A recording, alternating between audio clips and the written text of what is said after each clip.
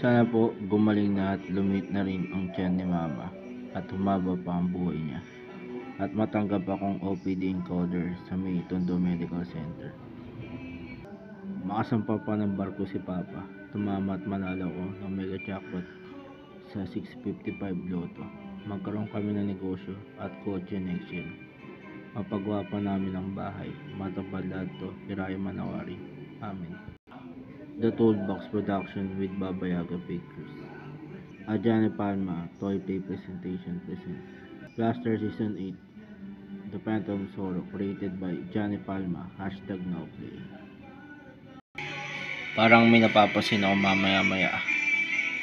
Kaya nga mukhang kakaiba ng kinikilos ng mga bisita nang sumapit na ang oras ng alas 12 ng gabi. Mukhang nagbabago na sila ng anyo ang mga ito. Tama nga hula ko sa iyo, Esperanza. Bakit ano yun, Rafael? Na mga engkanto ito. Naimbitahan ka sa kasalan ng mga engkanto na hindi mo namamalayan. Alam ko na, kahit na natatakot na tayo at kinakabahan ng sobra sa nakikita nating dalawa, Esperanza, kumanta pa rin ikaw ng malakas. At nang makaalis tayo ng buhay dito, anong oras tayo aalis dito, Rafael? Pag sumapit na ang oras ng alas 3, doon natin simulan ang pagtakas natin. O sige. Hindi kaya tayo mapansin ng mga bisita na nagmamadali tayong umalis at tumakas. Hindi naman siguro.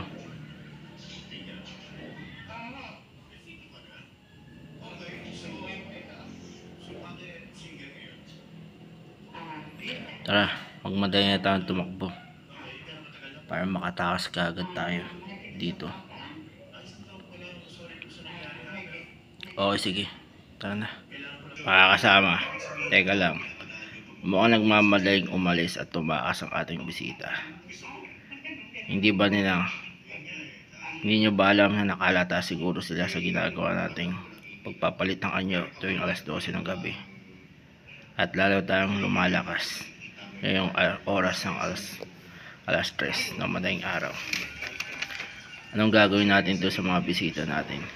E di habulin nyo sila at kainin at lutuin nyo kung naabutan nyo para walang ebidensya at makalam ng kultura natin ginagawa dito tuwing sasapit ng gabi nagpapalit tayo ng anyo. O sige, habulin nyo sila. Opo, Esperanza. Bakit ano yung Rafael? Di mo ba napansin habang tumatakbo tayo at nagmamadaling makaalis sa lugar na to, nagbago na ang anyo ng lugar na pinuntahan natin?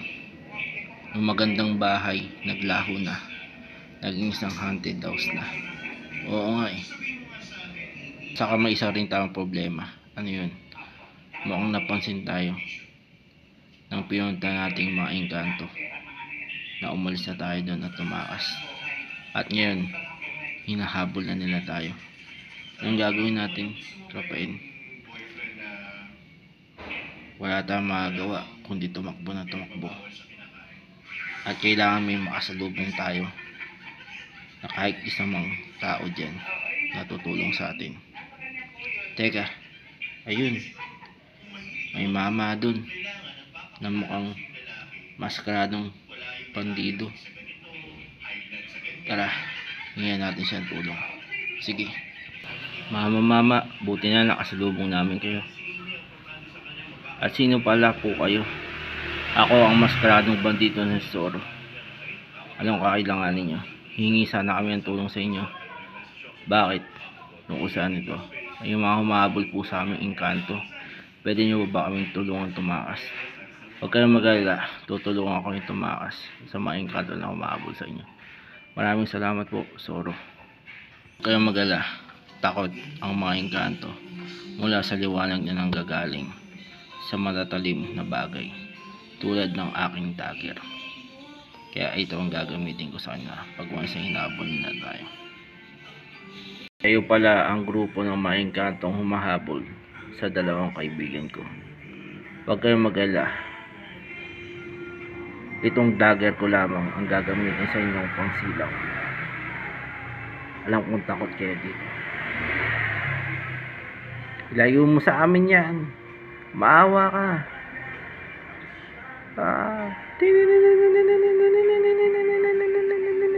Kala ko ba dagger lang hugutin mo sa amin? Bakit pati yung espada mo sinamay mo na rin hugutin?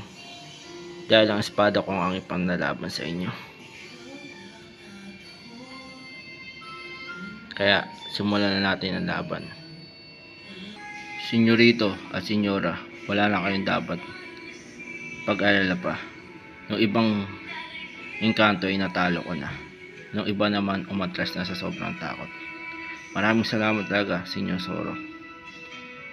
At dahil sa ginawa mong Zoro, na pagligtas sa aming dalawa mula sa mga engkanto, lubos kami nagpapasalamat sa iyo ng aking kasamang si Senyorita Esperanza. Walang anuman yun, Senyor. Ayun, matapos ko na kayo iligtas ng dalawa mula sa mga engkanto, aalis na rin ako kagad dahil may nangangailangan pang mga tulad nyo ng tulong ko. Mabuhay ka, Senyor Zoro. Sana ipagpatuloy mo to. Okay, sige. At dahil sa pangyayaring ito, magdi-decide na ako na huwag na tumanggap ng basta-basta ang paanyaya if malayo ang lugar na paggaganapan ng kasiyahan at ng seremonya. Yan ang magandang gawin mo, senyorita. Pag basta tumanggap ng paanyaya na hindi mo kakilala kung sino man ang nag-imbita sa'yo. At need ko na yata gamutin ang mga sugat kong natamo sa pakipaglaban mula sa mga engkanto kanina.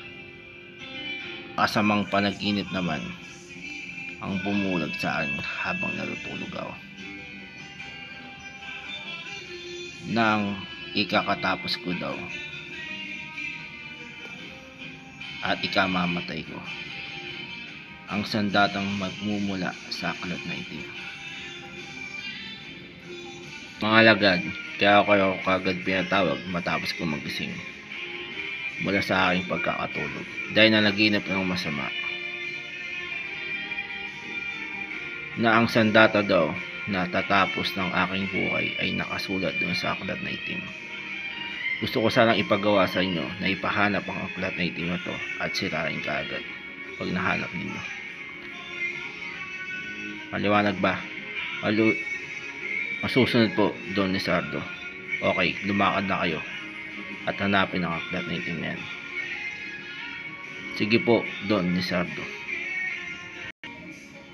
Maliwalag ba sa inyo bilang mga alagad ni Don Lizardo at ikasunod? Kaagad nating susundin ang kanyang utos na ipapagawa sa atin ang hanapin at sirain ang aklat na itim na yan. Maliwanag ba? Opo, Senyor Tulpo. Okay, sige, lumakad na tayo habang maaga pa. Temyong, bakit ano yung ama? Bago sana akong tuluyang pumanaw at lumisan dito sa mundong ito,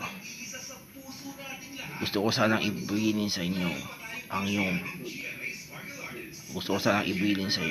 ang pangangalaga ng aklat na itim.